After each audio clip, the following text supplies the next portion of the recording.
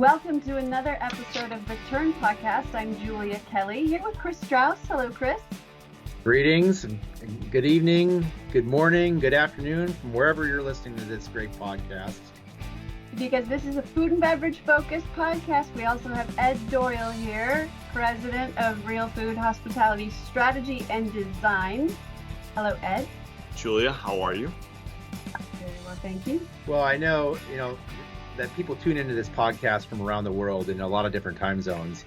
It's ironic that we are recording this at 12:14 in our time zone, which is right around lunchtime. So I have a feeling this guest is going to make me extremely hungry and make me want to run out and go eat lunch and probably a little spoiler alert, go get some good barbecue. Oh, you gave it away. Our guest today is Andy Husbands. Welcome, Andy. Hello, everybody. Owner and pitmaster of the Smoke Shop Barbecue, which has 6 locations in the Boston market, and the author of 6 cookbooks, most notably Backyard Barbecue and Pitmaster. How many copies has Pitmaster sold? Pitmaster sold over 100,000 copies and Wow. still going strong. Yeah. Wow. Love that. Love that.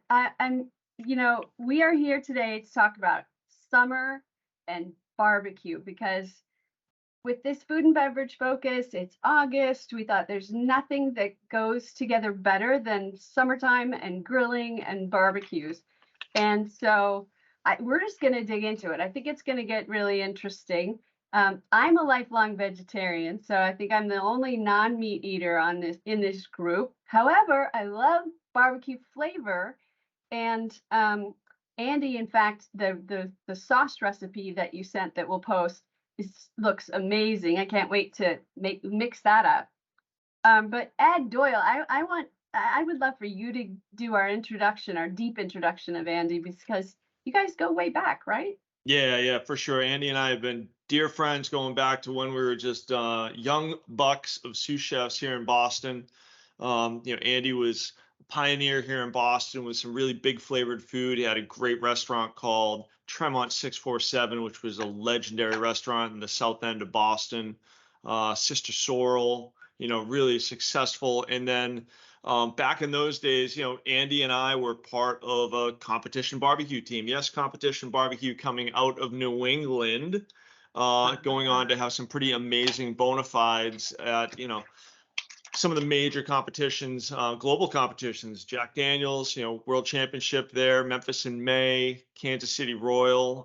And Andy, as he moved out of the success of Tremont 647, built on the success from, all of our barbecue exploits to create Smoke Shop and really bring competition level barbecue to the consumer. So it's been really interesting and really awesome to watch Andy grow and create something that is truly crafted in a hospitality experience. My passion for that, but isn't something that is not stuffy and uptight and a white tablecloth. It is big flavors, highly technical process, in something that people love in barbecue, right? I mean, summertime, as you said, barbecue, you can't beat it. So delighted to have you here, Andy. Thanks. Ed was, I think he was slow playing it a little bit. So I'd like to say just something on that, is that Ed and I are a member of the first non-Southern team to win the World Championships of barbecue. I don't know how many people have met world champions here in Boston. Of course, we get a chance to bump into them all the time, being such a great world champion city. But talking to me and Ed is like talking to Julian Edelman and Gronk. I mean, that's kind of, you can decide who's who in that scenario. All right. What our team did, and we're led by this guy named Chris Hart, and he's an amazing pitmaster. Pit boss. What our team did, no one had ever done before, nor thought was possible. Segueing into what you're talking about, barbecue. I loved what I had. My former restaurant was a little fancier, type of restaurant, farm to table, change your menu every 2 weeks kind of stuff. And I did that for a long time, 20 years. And I segued into barbecue. Barbecue is the friendliest food out there. It's the food of family gatherings, graduations, right? Reunions, just get-togethers. When you think about barbecue, how can you not smile, right? You know what we're gonna get, right? Like you just know it's gonna be a good time with some real good casual food. I love that. I love that because food's job is to bring people together, right?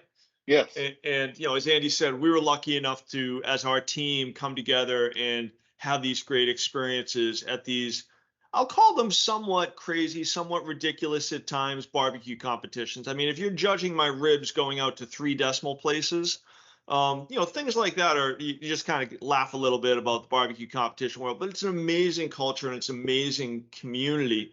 Um, Yeah.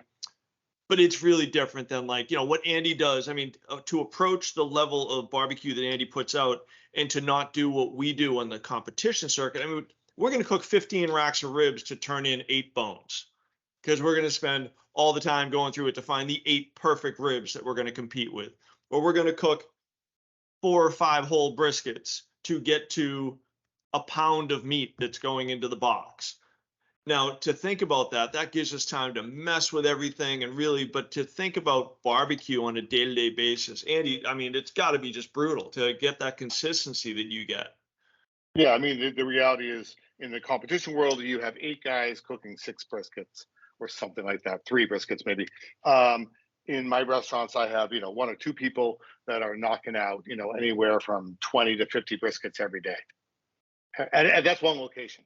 Mm. We're feeding somewhere right now about 13 to 15,000 people a week. So it's a lot of briskets. Wow. So I'm going to go back a little bit. You mentioned about a transformational time where you're talking about the restaurant change to barbecue, but like go back even further. Like, how did you get going with barbecue, Andy? Like, was it you? Was it a personal passion? Was it something in your No, kitchen? Was it in like fact, trying to beat out Ed? Like, no. In fact, I will tell you, I never really had real barbecue. What I right. consider real barbecue, which is slow and low, cooked indirectly or with charcoal or wood. Um, I never had real barbecue until I was probably 22, and that was when I started working at a place called the East Coast Grill in Boston, in Cambridge, Massachusetts. I was fortunate enough to work for a James Beard award-winning chef, Chris Schlesinger, who mentored me. And he had this really, really cutting-edge restaurant at the time called the East Coast Grill, and he also had a place called Jake and Earl's Dixie Barbecue. And I ran the whole place. And one of the biggest fights we ever had was that he wanted me to work there.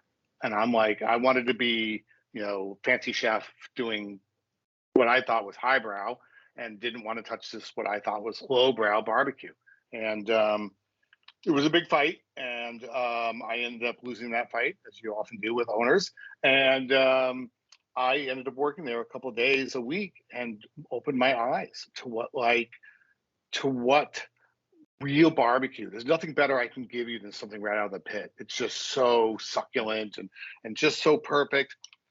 Fast forward a couple of years, I'd opened my own place, and Ed, Chris Hart, bunch of other guys, we wanted to get together and do something. And we all love food and we all love competition, and so we just started on the competition trail. A competition is a lot. It's a lot like a weekend of golf. It's there's a lot of cussing, a lot of bourbon, and a lot of competition. And we were really good at the first 2. The last part, we lost a lot for the first 5 Yeah. years. We really came in there arrogant, thought we were great, and Ed and I are classically trained chefs, so we Chefing it up. crush these hillbillies, which you don't realize they're not really hillbillies, though they may look like it. They're actually like doctors and lawyers and hillbillies and plumbers and everything in between, and men and women, and they were very good. We had to learn how to do it, and it was a really great path. And I think we all grew as friends, and as later on the years, families now, and they were all there, and it just became this thing that we did anywhere from 7 to 12 times a year, weekends, just going for it. And after about 5 years, we really kind of doubled down and started to really become great. Well, so it sounds like there's a lot more to it than what the typical person knows. I mean, if 2 chefs decide they're going to go into competition and then they have to learn from scratch, then I think, what makes it so special and unique and difficult? Because barbecue is not grilling, right? Yeah. No The way way. no, absolutely, absolutely Oh, not. those are fighting words, Chris. Did you just? Yeah. I felt that come through the screen at me. In New England, you could say I'm going to a barbecue, and you'd actually end up having hot dogs and hamburgers. Uh-huh. So there, but I think those words can be used in a lot of different ways. So competition barbecue, think of as NASCAR. NASCAR is not built for driving on a common road, right? So, but some of that technology from NASCAR does trickle down to your Toyota Camry. So competition barbecue is like the Lance Armstrong of barbecue. It's just jacked full of stuff, needled full of all sorts of things, sulfates, nitrates, MSG, all sorts of things you couldn't imagine, meat glue, all these different things. I know you think meat glue is weird, but if you've ever had crab stick, you've had it. It's just a protein that actually sticks other proteins together. But so it's really complicated, and it's all about really precision. So the difference, It's and all molecular that gastronomy in a different way. Really, that's in a what it field. is. In a field.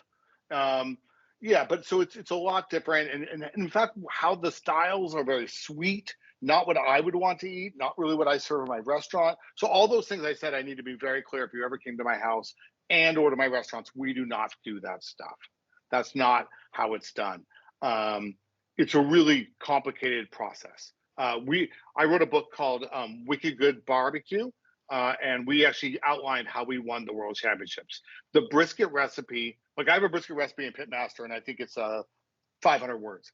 The brisket recipe in Wicked Good Barbecue is 3,000 words. It's a 3,000 word recipe. It's bonkers. I don't encourage you to do it. I encourage you to get Pitmaster and do it that way. Did you have to do all of that stuff though to win?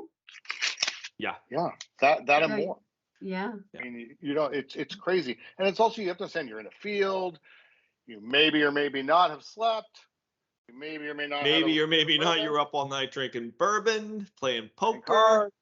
Yeah. Yeah, So, so it's there's a lot of complications. but look, I want to go back to the point you made, Andy, about barbecue being the friendliest food out there, right? I mean, Yeah, we competed against the same guys every weekend here across the country. You'd see them in Memphis, and it was competition, but it was friendly competition. We'd all be having a cocktail that night and all be talking smack the next morning.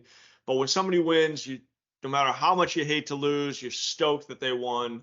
And just like it is in your backyard when you're cooking hot dogs and hamburgers, true barbecue is still something you gather around, right? It's a event. You can't rush it, right? To stand there with a cold beer in your hand and watch the smoke fly and catch up with stories with friends that you haven't had a chance to talk with. I mean, that's the beauty of barbecue and by extension barbecue competition. So it creates but I would time. jump in here 1 second and tell you that even the premise of cooking a brisket is nobody cooks a brisket for themselves. You think about that. Well said. So like barbecue is about cooking for other people. It's about getting people together. It really is. Nobody cooks a 14-pound brisket, which is very expensive and takes a very long time, 12, 14 hours to cook, for themselves. It's a cuisine about getting together. So if we can bring it to like the listeners and to your point, you want to create great barbecue for your friends or family. Like what are 3 quick tips, Andy? And I know you could give us 3,000 words per recipe in some cases, but like what are 3 like rules of engagement you recommend? And then the second part of that question is where do people go wrong generally when you offer? Oh my gosh. So I've written books on this, right? Ooh. The best one is, first of all, one of the most common questions I get is, can I do this without a smoker? Really, you need the right tools. So the right tools are important. Some sort of smoker. There's all different types. I really don't want to go into all those different types, but really there is no quick way to make barbecue. So no shortcuts, right? The next thing is plan ahead. Plan what you're going to do. It should be relatively easy, meaning it should just be a slow, long process in which you can get other stuff done. If you're going to have ribs, they're going to take 4 to 6 hours during the day. You can do some other stuff, have a beer, make your potato salad or what have you. so geez, the last one, get a Thermapen. That would be my big thing. A Thermapen.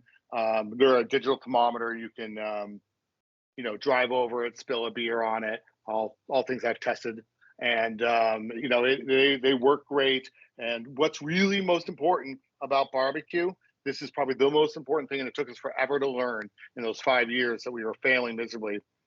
If you're looking, you ain't cooking. So we used to like lift it up and look at it, lift it up and spray it, lift it up and do all this stuff.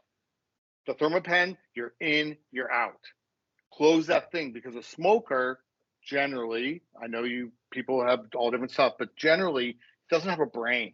And it's not going to be like your oven that turns on and gets hot back again. The temperature, if you really want tender barbecue, keeping it, I don't care about your rubs, I don't care about your sauces. Can you hold 250 degrees for 8 hours? That's your challenge. It really is your challenge. So you answered my next question. I always hear about the sauces afterwards, like you put it out at the very end. Like, so you don't want to be applying things along the way throughout those 4 to 6 hours if you're doing ribs per se. You keep it shut and do it at the very end of the cycle, right? Is that what you can? There's a recipe called 3-2-1 ribs, which is like 3 hours smoke, 2 hours wrap with like seasonings and sauces, and 1 hour without. Some people are going to spray stuff down. You just need to do it judiciously. Not really getting in there all the time. The sauce question. So the problem with barbecue, it's like Jewish delicatessens. It's like pizzerias. Someone's from New York, they know good pizza. Someone's Jewish, they know good bagels, right? Someone's from the South, they know good barbecue. The best barbecue is the barbecue you grew up with. So we never want to compete with that, meaning we want to be a close second. Let them keep their fond memories. The fond memory reaction is really strong in barbecue.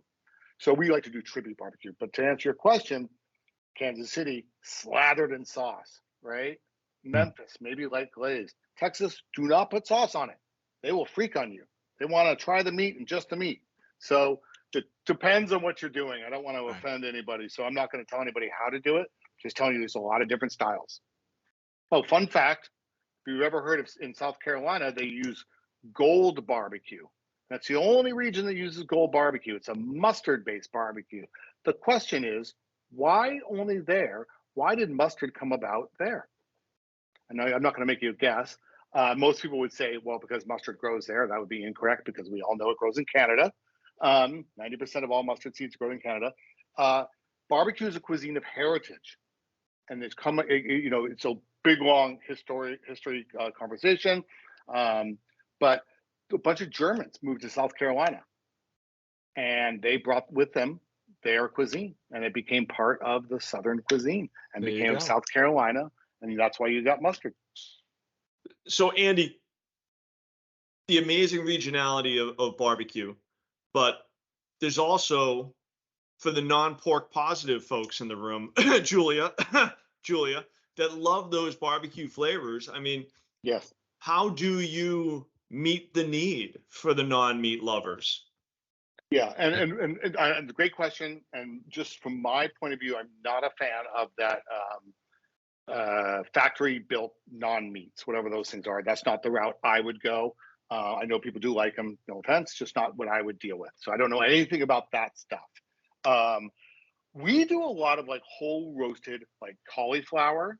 We'll lightly either apple juice or oil, heavily season it with a barbecue rub, smoke it for about 2 hours, then slather it with like Frank's Red Hot or a barbecue sauce and wrap it, smoke it for another 2 hours until it's tender. We open that up and you can just pull it apart. And it's like these like wonderful little florets of just smoky, like especially the cauliflower really works well. We'll also do with cabbage, blanch a cabbage and then cut it, and it will kind of like be able to pull it apart. Really good. Sometimes we'll put like a blue cheese sauce in the center or something. There's a lot of great things you can do. Smoking vegetables, absolutely. I'm a big fan of it. And what about the sides, right? We've been talking about barbecue being the summer food, man. You cannot have that barbecue spread without the watermelon salad and the potato salad. I mean, how do you cross over those flavors and balance the richness and fattiness of barbecue meats with sides that really make you want to keep eating? Right. Well, coleslaw is your classic one, right? Traditionally or historically, cold slaw was a fermented, similar to kimchi. If we think about that, the refrigeration hasn't been around that long in regards to how long humans have been here. So that acidic is my point. That acid really helps bite through it, even a fresh tomato. But I'll go for just like smoked or roasted corn. You know, if you've got a fire, if you've got an offset fire, you can just throw the corn in the husk, right? Soaked husk, and just throw it in there and roast it. But really, I mean, super cool. What's great about it is there's half of them are just gonna be fresh and like the watermelon, like just a simple tomato salad. But some of them, cold slaw, baked beans, or we call them pit beans, potato salad, all can be made a couple of days ahead of time. So for when I'm doing a barbecue, especially at home, you know, I want to be with my friends. So really easy to do is make a couple things ahead of time, make my sauce ahead of time. That sauce recipe that you'll post is phenomenal, easy, will last forever in your refrigerator.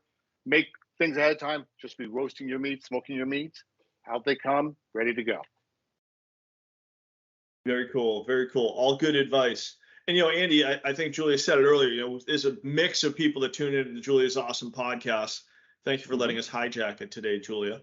And Chris, You know, we've got Chris. people that are members of clubs. We've got people who are avid golfers. We have people who run our clubs, right? And they're all thinking about how do we do cool things that bring people together around barbecue. I mean, what are some pointers for a barbecue event? Like, how do you bring people together in a guest-facing environment to do something that is more than just a buffet? Okay, so we could simply do hay rides, right? And with classic, the music that you would think you would have, some country music or something like that. One thing that I do, I go around the country doing this, and I do like this team building events where we get all the golfers together in the morning, and I do a demo on how to make rub, like a barbecue rub, and give them some tips and tell some stories, and then they get to make in groups of 4, they make their own barbecue rub. We take that rub, then they have to peel their ribs, they rub their ribs, and we take them from them and we smoke them all. We have a competition when they come back, and we have judges. What are they doing while you're smoking? Golfing? Oh, they're golfing. Oh, I should have mentioned that's that. So cool. they go golf, and then they come back, and then we've had judging. They get a chance to sample their ribs. And then the way we do it with this company I work with, we usually do like a couple, closest to the pin, those kind of things for golf and overall score. And then over in barbecue, we do a couple things and then add the scores to the overall winner for the day. So things like that are really good. We also do with chicken wings, and that can be faster if it's wrapped around a meeting. You know, I just need a couple hours to smoke the wings, so that can happen a lot quicker. But I mean, anything, horseshoes, axe throwing, all that stuff is always fun. I've seen all sorts of things. All right. I think barbecue is a thing that intimidates people. Excuse me? I think barbecue can be something that's very intimidating to the Yeah, it's like people who have cooking not fish. really Yeah. barbecued. How so, Ed? I mean, again, it's specialized equipment, specialized process. I need to be here for 6 hours. You know, I mean, how do we make it? What would you say to the people that are afraid to dive in, Andy? Afraid to take that first step in barbecue? Well, it's changed a lot since we started competing. So there's a lot of tricks and tools you can use, like a barbecue guru, which is a fan, similar to the fan you would find in a laptop computer. I think that's originally what they were. That will help keep your fire. And there's an app for that. So you can watch your temperature, and it will help keep that burn going a lot longer. I'm hesitant to say those pellet temperature ones. I don't really get the best result out of them, but I'd also say that I don't know enough about them. I'm more old school with charcoal and wood. But well, you know what's cool? What the coolest thing about today, especially thinking about that we've known other since '92, is YouTube. Man, you can really go down any rabbit hole you want and watch all sorts of videos to really learn how to do it. I would suggest you start with the easier stuff: chicken thighs, ribs, pork butts. For briskets, it's an expensive endeavor until you really want to be able to control your smoker and keep a consistent temperature. The biggest mistake on brisket, I get this all the time. People reach out to me all the time. Hey, Andy, my brisket was dry. Well, how much did it weigh? Oh, it weighed about 8 pounds. Right there, I know they had the flat of the brisket. The brisket has two parts, a flat and a point, or a plate and decal, whatever you want to call it. It's called a packer cut, and it should be about 10 pounds is small. It should be about 12 to 18 pounds. 12 is even small, 14 to 18. And you have to trim it. And so when it's that small, so here's the deal. You need to get barbecue to 202 degrees. That's what we cook our briskets to. Now, I could do that in a 500-degree oven very quickly, but I also need the proteins need to break down, and that happens over the slow period of time. So you need to have it.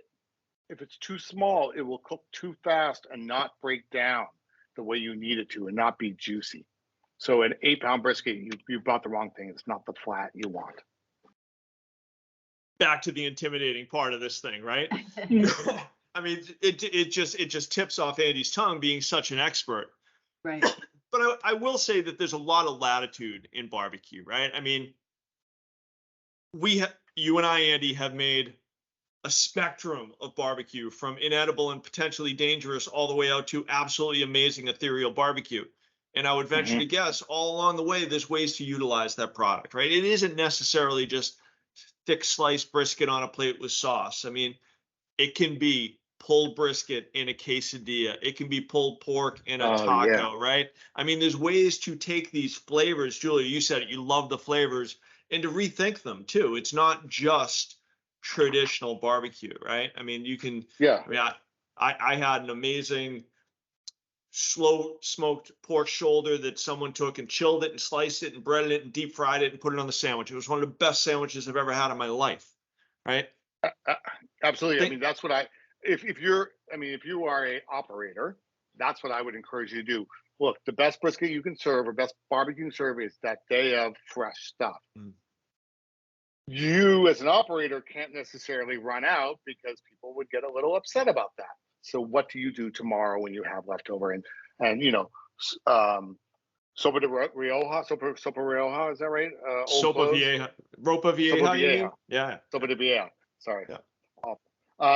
It's a bar. You can do a meat stew, so you can do that with your brisket. The quesadillas, of course, tacos, all sorts of things you can do that you would normally use a braised or well-cooked meat. We put them in our beans. Our ribs, we toss them in rice flour and deep fry them on the second day, and then toss them in franks and make a buffalo rib, which is very successful for us. That sounds great. Great. Julia, are we pulling you off the vegetarian wagon? Am I going to pull you over to the pork positive land? No, I'm not going there, but I am craving that barbecue sauce and that flavor. I actually have a really good recipe for cauliflower wings that you were making me remember. I didn't even know cauliflower had wings. Put it on a spit. This is my redirect right now. We talked about sides with barbecue. You mentioned bourbon. What other beverage do you pair with barbecue? What are two of your favorites? I'll ask both Andy first and then Ed second. So for me, it's going to be large format. So like a Arnie Palmer is going to be classic, right? But like I like to do pitchers. Watermelon lemonade will do a lot with or without the adult aspect to it. Big batches of mojitos. Like we want, from when I'm doing it, again, because I'm looking for ease, and I just want a lot, so it's just a big pitchers of different items out there that people can have. I'm also a big fan of Aperol spritzes, so good spritz is always nice, right? Chris was hoping that you'd say Truly. Oh. No. Well, they are important partners of ours, and our members do love them. But back to your bourbon question, certainly, I don't know if you know, Chris or Julia, we've got a special Troon barrel that we've blended up with our friends at Beam Suntory that's going to be coming out soon. I did not know that. I'm a little more of a simpleton than Mr. Husband. So, a big stupid rock in a glass with a nice big splash of Beam on it is pretty good for me.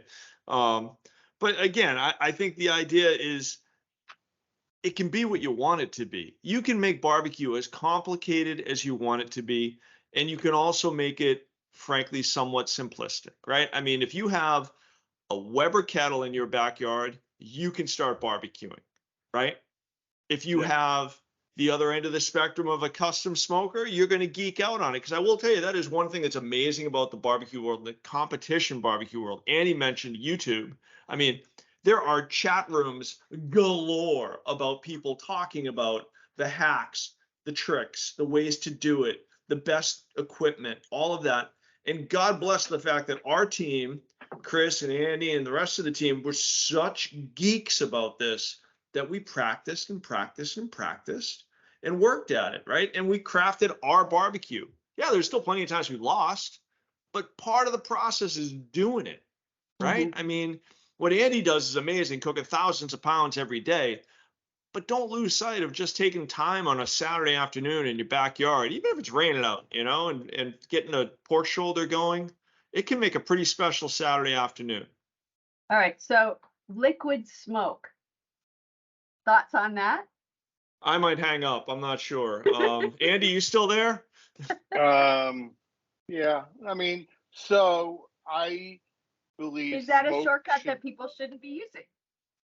I believe smoke should be a seasoning similar to salt, used sparingly. Liquid smoke is pretty vile, so I wouldn't touch it ever. But there's something called hickory powder, which is not as bad, but I'm not understanding why anybody would want to use it. Like, where would you use it? So, for instance, if I was making beans, why wouldn't I just smoke an onion and then throw that smoked onion into my beans? Right? Like, why overcomplicate it? On my barbecue, if I have to add liquid smoke to my barbecue, I just go home. Like, I don't even know why. I don't know the reason. But with that said, in my book Backyard Barbecue, we do have a Kansas City style tribute sauce, which is very heavy molasses and smoke, and we use powdered hickory for that, and it is good. Liquid smoke can be a little bit bitey and weird. Yeah. Okay. Yeah. It's like licking the ash pan in your wood stove kind of thing. So liquid smoke, no, use smoke sparingly. There you go. Okay, Andy, gas grill. All right. So I teach a lot of classes. And I know who my clients are. I know I know exactly who they are, right? And I always ask them, I try to tell them, I know where you shop, farmers markets, Whole Foods. I know what you buy. I know all this stuff. And it seems to me what they're all doing is they're basically dominating the defense and taking it to the 10-yard line and kicking a field goal every time. And that's fine because that's some points on the board, but you're not scoring a touchdown. People say, oh, but my gas grill, it lights so quickly.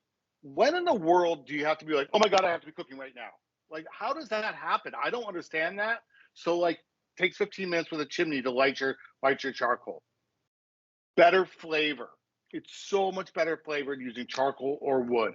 So why wouldn't you want to score a touchdown? To me, and then people are like, oh, you gotta clean it. It's like, yeah, you do. Do you want? It's from good to great. You want to be good? Go be my guest. You want to take one of my classes? You want to be great? That's what you need to do. Lastly, people say, well, I've got kids.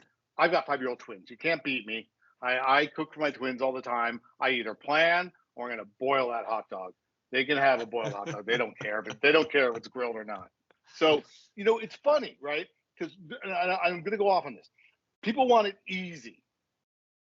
Great barbecue, not easy. Even good barbecue, not easy, right? And you're talking to a guy that this is all I do. This is my job. I write books about it. I teach classes on it. I run restaurants in it. I want you guys to think about the most important tools of your job and then take them away. And someone says, well, I don't have that most important part of however you do your job. How can I do your job? Right? So, like, You want to, With everybody wanting things easy and fast now, though, how can you explain the popularity of barbecue? It's like because it almost people seems like, like it's inconceivable. I think there's two things. You have the popularity of barbecue because people like craft. Yeah, Yeah. I can see that. And we see that in beer. We see that in the bourbon, the barrel you guys are making. We see that people like craft. They really, really do. But And I there's also think there people is who just want it quick. we lead a harried life, right? Where we're running and everything is quick and everything, not barbecue, right?